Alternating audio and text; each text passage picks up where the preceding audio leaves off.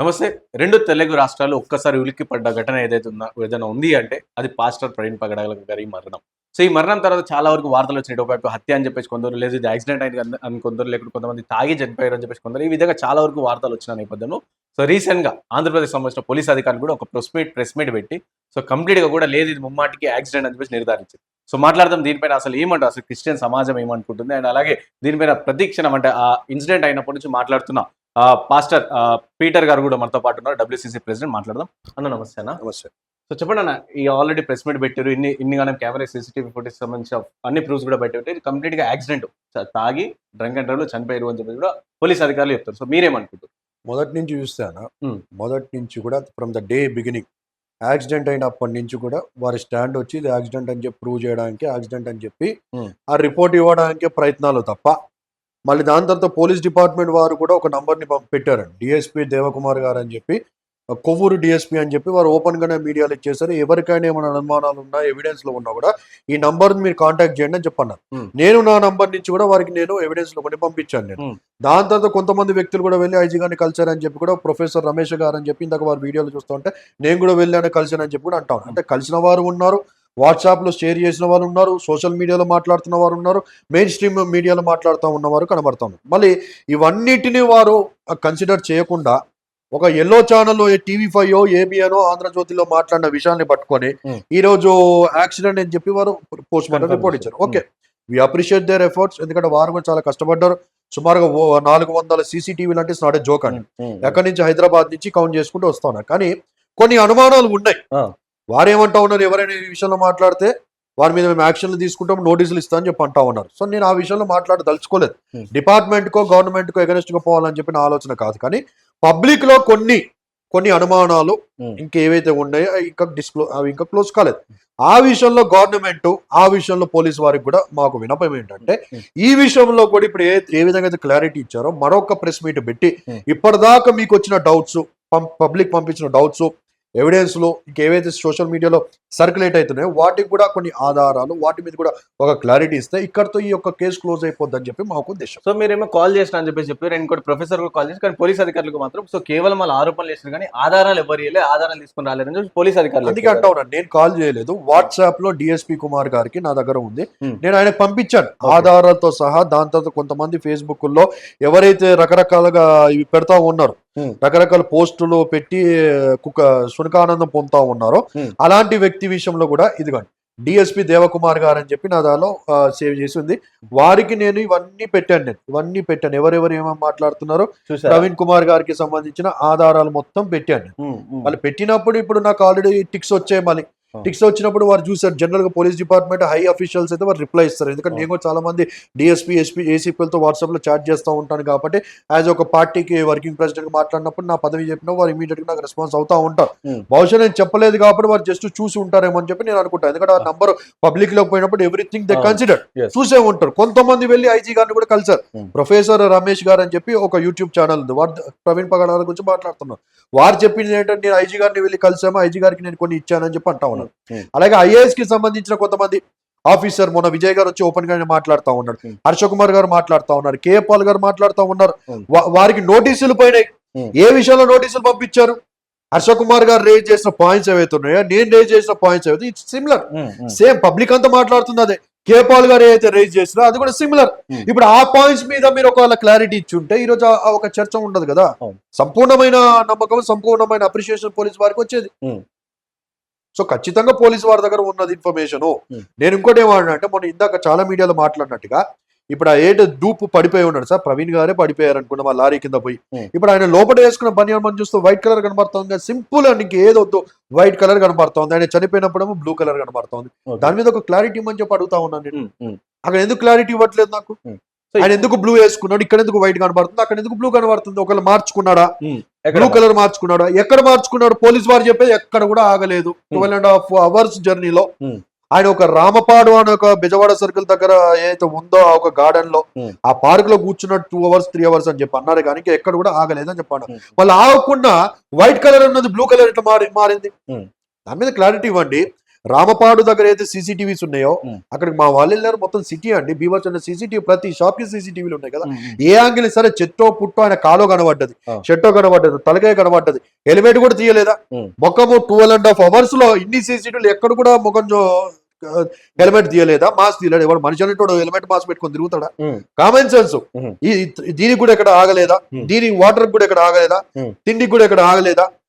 అన్ని బాటిల్స్ కన్నా బాటిల్స్ ఎవడన్నా నీళ్లు కలుపుకొని తాగుతాడా, అన్ని బాటిల్స్ కొనుక్కొని పోతాడా. నేను నిన్న నైట్ వెళ్ళాను, నేను ఏలూరు దగ్గరికి వెళ్ళాను. ఏలూరు దగ్గరికి వెళ్ళి నేను కూడా అక్కడ ప్లాన్ చేద్దామని చెప్పి ఏలూరు దగ్గరికి వెళ్ళి నేను 20 రూపాయలు పెట్టి ఒక బాటిల్ కొనుక్కున్నాను. నా సీసీటీవీ ఫుటేజ్ కూడా అక్కడ ఉంది. మాస్క్ వేసుకుని వెళ్ళాను. నేను కూడా 20 రూపీస్ పెట్టి నేను వాటర్ బాటిల్ కొనుక్కున్నాను. ఇప్పుడు దీనికి సంబంధించిన బిల్లు మన దగ్గర ఉంటుందిగా. ఇదిగో నిప్పూనస్ tonic wine 20 rupees water bottle కొన్నాను. నేను వెళ్ళి పరిస్థితి చూశాను.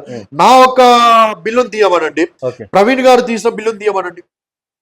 2 బిల్లులు పెడితే ఫ్యాబ్రికేటెడ్ అనేది ఒకటి కనబడతా ఉంది కదా. ఆ ఫ్యాబ్రికేటెడ్ ఏది కరెక్ట్ అని తెలిసిపోద్దిగా. రెండోది నేను ఏమంటానంటే, సాక్షి అపాలజిస్టిక్ అని చెప్పి ఒక యూట్యూబ్ ఛానల్ ఉంది బ్రదర్. ఈ నంబర్ ఈ ఫ్యాబ్రికేషన్ ఎక్కడి నుంచి వెళ్ళిందంటే ఒక అనుమానము, ప్రజల్లో ఉన్న అనుమానం ఏంటంటే, సాక్షి అపాలజిస్టిక్ అని చెప్పి ఒక యూట్యూబ్ ఛానల్ వాడుతుంది. ఆ యూట్యూబ్ ఛానల్లో ఈయన చనిపోయినంటే అక్కడ యూట్యూబ్ ఛానల్లో ఆ వీడియో అప్లోడ్ ఏది చేస్తారో మనకి కింద టైం వస్తుంది. ఒకవేళ డేస్ వీక్ దాటకపోతే 2 days 3 days అనే కనబడుతుంది. వీక్ దాటిపోతే 1 week బిఫోర్ అని వస్తుంది, లేదా 2 weeks బిఫోర్ అని వస్తుంది. నేను చూసినప్పుడు 2 weeks బిఫోర్ అని కనబడతాను. ఆయన చనిపోయినది ఆ వీడియో అప్లోడ్ అయినది జస్ట్ 2 weeks. సో అది డేట్ అనేది ముందు రోజా తర్వాత రోజా ఆ రోజు అనేది తెలియదు, 2 weeks అని కనబడుతుంది చనిపోయింది. ఆ 2 weeks అప్లోడ్ అయిన ఏదైతే ఉందో బ్యాక్గ్రౌండ్ లో పైన తమ్నేల్ ఏదైతే ఉందో ఆ తమ్నేల్ లో చిన్న స్క్రీన్ షాట్ ఉంటుంది.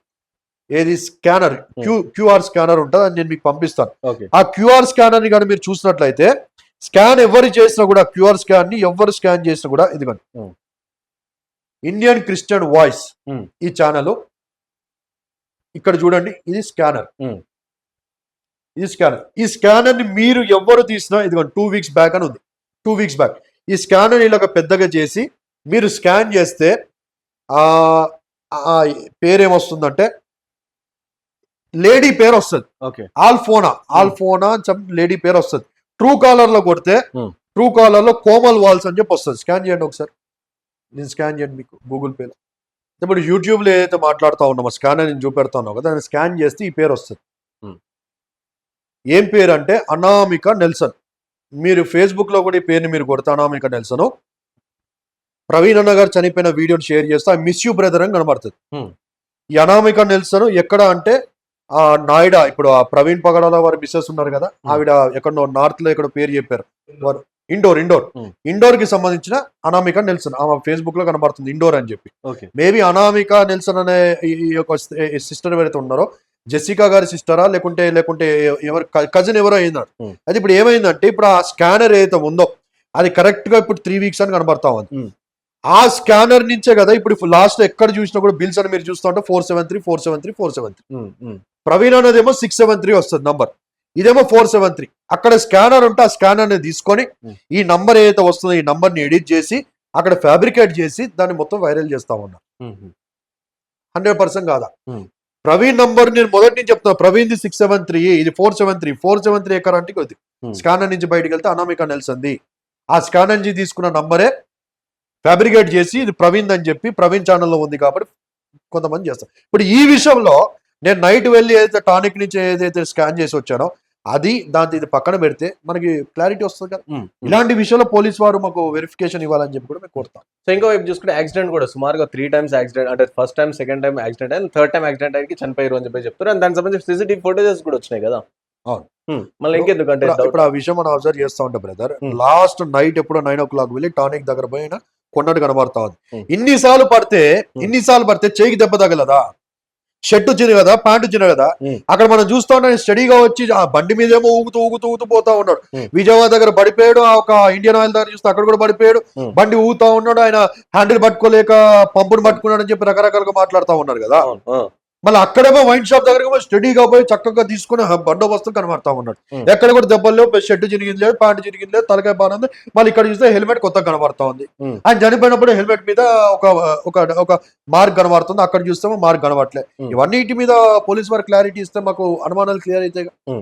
అంటే ఇటు చూసుకుంటే ఇది కంప్లీట్ గా కూడా ఒకవైపు ఏమో ఇటు హిందూ సామాజిక వర్గంలో గతంలో కొంతమంది అన్నారు, అంటే అందరు కాకుండా కొంతమంది అన్నారు, ఇంకొంతమంది ముస్లిమ్స్ అని చెప్పి. సో ఈ విధంగా అండ్ సో దీనికి ఫుల్ స్టాప్ పెట్టాలని చెప్పి పోలీస్ అధికారులు సుమారుగా కొన్ని రోజుల పాటు క్షమించి 400 కెమెరాలు ఇవన్నీ పెట్టాం. సో ఫైనల్ ఇప్పటికైనా ఫుల్ స్టాప్ పెట్టండి అని చెప్పి కూడా వారు చెప్తున్నారు. సో మీరేమో 100% అంటే మేము ఏకీభవిస్తా ఉన్నాము. పోలీస్ వారికి ఇప్పటికి ఆ చాప్టర్ క్లోజ్ చేస్తారు. Thank you very much. మేము అడుగుతుంది ఏంటంటే కొన్ని అనుమానాలు ఉన్నాయి. ఇప్పుడు నేను చెప్పినట్టుగా ఆ బండి మీదకి పడిపోయినప్పుడు ఆయన లోపల వైట్ బనియన్ ఉంది, దాని తర్వాత ఇప్పుడు చనిపోయినప్పుడు ఏమో బ్లూ బనియన్ కనబడతా ఉంది. దాంతో ఇప్పుడు నేను ఒకటి తీసుకొచ్చి నేను చూపెడతా ఉన్నాను. ఇప్పుడు అక్కడ టానిక్ పోయిన దగ్గర నేను వెళ్ళినప్పుడు పక్కన గుడిసెకి 2 CCTVలు ఉన్నాయి. ఆ వీడియో కూడా మీకు పంపిస్తే ఎడిటింగ్ లో వేయండి. కొద్ది ముందుకెళ్తే సెంటర్ ఏదైతే ఉందో యూటర్న్ తీసుకునే దగ్గర పైన ఆ గవర్నమెంట్ కి సంబంధించిన రౌండ్ కలర్ 360 degrees కి సంబంధించిన కెమెరా అయితే అది ఉంది. అక్కడి నుంచి కూడా నువ్వు చేయొచ్చు. ఆ బండి ఏంటి, ప్రవీణ్ ఏంటి, అది కూడా బయట పెట్టండి. ముందు భారత్ పెట్రోలియం ఉంది, అక్కడి నుంచి కూడా ఒక వెళ్తున్నప్పుడు అక్కడ కనబడుతుంది. దాని తర్వాత ముందు ఒక రాధిక లాడ్జ్ ఏదో కనబడుతుంది. లాడ్జ్ ఇంటికానే CCTVలు ఉన్నాయి కదా, ఆ CCTVలు బయట పెడితే తెలిసిపోతుందిగా. ఈ షాప్ లో నుంచి తీసే CCTV కనబడుతుంది కదా, బయట వెనకాల మాకు కార్లు కనబడతా ఉన్నాయి. ఆ కార్లు ఎక్కడ చూసినా కూడా కారు ఫాలో అవుతున్నట్టుగా white colour shift car follow అవుతున్నా, ఎక్కడ అవుతే అక్కడ వైట్ కలర్ కార్ కనబడుతుంది. ఆ కార్ ఎవరిది, ఏం కథ, అది కూడా బయట పెట్టుండే. దాని మీద కూడా క్లారిటీ ఇవ్వండి. ఏదో మేము ఉట్టి ఎంక్వైరీ చేసే వాళ్ళని అడిగే వాళ్ళు, ఏదో కొంతమంది ఫారెస్ట్ డిపార్ట్మెంట్ సంబంధించిన వాళ్ళు, కొంతమంది ఏమో యాత్రకి వెళ్ళి వస్తున్నారు, పూజకి వెళ్ళి వస్తా అని చెప్పి అంటా ఉన్నారు కదా. మళ్ళీ ఇదే కారు రాత్రి దాకా ఆయన చనిపోయే ముందు ఏదైతే ఒక పెట్రోల్ బంక్ నుంచి CCTV చూపెడతా ఉన్నారు, బ్లింకర్ వేసుకుంటూ వెళ్తా ఉంటే ఆ వెనకాల రయ్యం అని చెప్పి వైట్ కలర్ షిఫ్ట్ కార్ వెళ్ళినట్టుగా కనబడతా ఉంది కదా. ఈ కారు పదే పదే పొద్దున చోటుపల్లి నుంచి చూస్తా ఉంటే వైట్ కలర్ షిఫ్ట్ కార్ ఒకటి కనబడుతుంది. దాని మీద కూడా ఒక క్లారిటీ ఇస్తే ప్రజల్లో అనుమానాలన్నీ కూడా క్లోజ్ అవుతాయి కదా అని చెప్పి మా ఒక రిక్వెస్ట్. ఇంకోటి క్రిస్టియన్ సమాజం కూడా ప్రధానంగా ఆరోపించింది ఏంటంటే, సో చనిపోయినప్పుడు బండి అనేది తన మీద ఎలా పడింది అని చెప్పేసి కూడా అంటారు. సో దానికి ఫోరెన్సిక్ రిపోర్ట్ అందరికి IG గారే మనకు క్లారిటీ ఇచ్చారండి. బండి ఎగిరి గాల్లోకి ఎగిరి కింద పడింది అని చెప్పి వారికి క్లారిటీ ఇచ్చారు. ఇంకేముంది దాంట్లో? సో అదే క్లియర్ అయిపోయింది.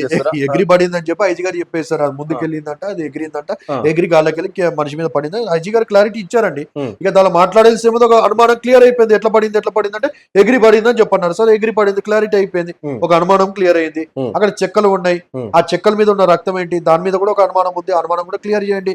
అక్కడ కుక్క వచ్చిందా, పంది వచ్చిందా, గాడిద వచ్చిందా, ఇక్కడ వచ్చి కింద పడి ఆ చెక్క ఏమైనా రాసుకుంటూ పోయి ఏమైనా రక్తం పడిందా, లేకపోతే ప్రవీణ్ అన్న DNA ఆ ఒక రక్తం రేమో సేమ్ ఉన్నాయా డినేస్, ఆ విషయంలో ఒక క్లారిటీ ఇస్తే ఒక అనుమానం క్లియర్ అయిపోయి. మూడో అనుమానం ఒక బండి చూస్తూ ఉంటే ఆ బండికి పైన బండి ఇలా ఉంది, పై సైడ్ ఏదో ఫేసింగ్ ఉందో ఆ పై సైడ్ ట్యాంక్ కానీ, పై మీద ఇంజన్ కానీ, ఇంజన్ కి ఉన్న సేఫ్టీ గార్డ్ మీద దాని మీద రక్తం ఇట్లా చిల్లినట్టు కనబడుతుంది. కారినట్టు లేదు, రక్తం చిల్లినట్టు కనబడుతుంది. మళ్ళీ బండి ఇట్లా ఎగిరి ఇట్లా పడ్డప్పుడు ఇటు రక్తం ఉండాలి కదా, మనిషి మీద ఏదైతే అంటుకొని ఉందో బుల్లెట్, దానికి రక్తం అంటుకొని ఉండాలి. ఈ పై సైడ్ రక్తం ఎట్లా వచ్చింది అంటే మనిషి దీని మీద పడి ఇటు పడ్డా, ఇట్టించి ఇటు పడ్డాడు, ఎటు పడ్డాడు, ఎట్లా బండి ఎట్లా వచ్చి పడింది, అది కన్ఫ్యూజన్ కనబడుతుంది. రక్తం ఎట్లా వచ్చింది, చెక్కల మీదకి రక్తం ఎట్లా వచ్చింది, అది కూడా క్లారిటీ ఇస్తే అయిపోద్ది. సో ఫైనల్ గా ఇంకోటి క్రిస్టియన్ సమాజం కూడా కంప్లీట్ ఒక యాక్సిడెంట్ అని ప్రూవ్ అయితే మేమందరం బయట కోసం మాట్లాడదాం అది అని చెప్పి. సో అలాగే మీరు 2-3 సార్లు కూడా కొంచెం దీనికి సంబంధించి ర్యాలీలు కావచ్చు అవి కూడా డిసైడ్ చేస్తారు. అయినా సరే మధ్యలో క్యాన్సిల్ అయిపోతున్న పరిస్థితి. సో ఎందుకు దీనిపైన ఏం చెప్తారు?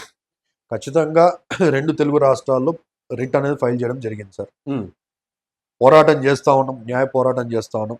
ఈ విషయాల్లో అనుమానాలు ఉన్నాయి. అనుమానాలు క్లారిటీ చేస్తే ఎక్కడ అక్కడ సైలెంట్ అయిపోతారని చెప్పి పోలీస్ డిపార్ట్మెంట్ కి, గవర్నమెంట్ కూడా మా రిక్వెస్ట్. రెండోది నేను ఏమంటానంటే, ఎల్లకాలము ఇదే గవర్నమెంట్ ఉంటుంది అనేది మాత్రం ఖచ్చితంగా గుర్తుపెట్టుకోండి. ఎందుకంటే నేను కూడా ఒక పార్టీకి స్టేట్ వర్కింగ్ ప్రెసిడెంట్ గా ఉన్నాను.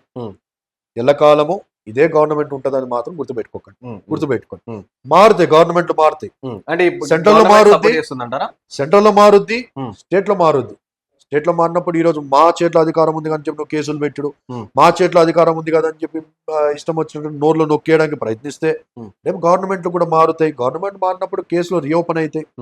దానిలో ఒకవేళ నిజాలు బయటకు వచ్చినప్పుడు దాని సూత్రధారులు, పాత్రధారులు ఎవరైతే ఉన్నారో ఖచ్చితంగా వాళ్ళు న్యాయంగానే వారు విచారణ ఎదుర్కోవాల్సిన అవకాశం ఉంటుంది. సో ఈ విషయం కూడా మైండ్ లో గుర్తుపెట్టుకోమని చెప్పి కూడా ఎవరైతే మాట్లాడుతూ ఉన్నారో వారికి కూడా మా ఒక విన్నపం.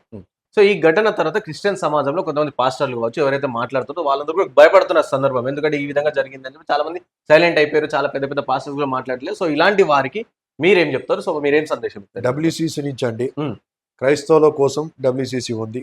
110% మా కంఠంలో ప్రాణం అంతసేపు క్రైస్తవుల ఒక మేలు కోసం, రెండోది సమాజ మేలు కోసం మేము పోరాటం చేస్తూనే ఉంటాం. అది ముస్లిం వారు కానీ, హిందువులు కానీ, క్రైస్తవులు కానీ. నిన్న నేను వెళ్తా ఉంటే, నా కారులో వెళ్తా ఉంటే ఒక ఆవిడ కూర్చొని ఉంది, సంకలో బాబుని పెట్టుకొని కూర్చొని ఉంది, మజ్జిగ అమ్ముతా ఉంది ఒక ఏరియాలో. చూశాను, ఎందుకో హృదయం చెల్లించిపోయింది. అంత మండుటి ఎండలో 2 o'clock 3 o'clock చిన్న పిల్లని వేసుకొని కూర్చొని ఉంది. ఎవరు కొనట్లే మజ్జిగ ఎవరు కొనుక్కుంటారంటే ఆ ఆ. రోడ్ సైడ్ మజ్జిగ అంటే కూడా భయపడతా కుండ పెట్టుకుని కూర్చోంది. నేను టక్మని చెప్పి సర్వీస్ రోడ్లోకి బండి తీసుకొని యూటర్న్ వచ్చాను. మా మిస్సెస్ నేను ఉన్నాను. నేను టక్మని చెప్పాను, ఈ అమౌంట్ వీళ్ళకి ఇచ్చేసేయని చెప్పాను. తీసుకెళ్ళి అమౌంట్ చేతిలో పెట్టి వద్దక్క అని చెప్పాను ఇందాక. సరే ఏదైనా ఆమె రీజన్స్ ఏమైనా కావచ్చు. మా మిస్సెస్ ఏం చేసి ఇమీడియట్గా సరే అమ్మా నాకు మజ్జిగ ఏదో ఒకటి అంటే ఒక గ్లాస్ తీసుకున్నాం. చేతిలో డబ్బులు చేతిలో పెట్టాము. నేను ఎక్కడ సోషల్ మీడియా పబ్లిసిటీ చేయలేదు. ఈ విషయాన్ని ఎందుకు చెప్తాను, మజ్జిగ తీసుకొని వచ్చాం. మళ్ళీ నేను ఆ నీళ్ళు తాగాను. నేను ఆల్రెడీ బిస్లెట్ నీళ్ళు తాగుతాను, ఇంకా హెల్త్ ఇష్యూస్ అయితే కాబట్టి. తీసుకొచ్చి మజ్జిగ నేను బయట మళ్ళీ అది బయట పడేస్తాను, అవసరం లేదు. నేను హెల్ప్ చేశాను. ఏ మతం అని చెప్పి, ఏ కులం అని చెప్పి, ఆయన ఎవరు నాకేం తెలుసు.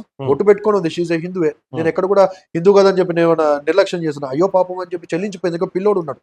మళ్ళీ మొన్న నైట్ ట్రైన్లో వెళ్తా ఉంటే, ఒక ప్లేస్కి వెళ్తా ఉంటే, నైట్లో టీటీ వచ్చి జనరల్ టికెట్ కొనుక్కొని ఒక వ్యక్తి పిల్లోని పట్టుకొని ఎక్కేసాడండి. చిన్న పిల్ల 4 years బాబుని పట్టుకొని ఎక్కేసాడు.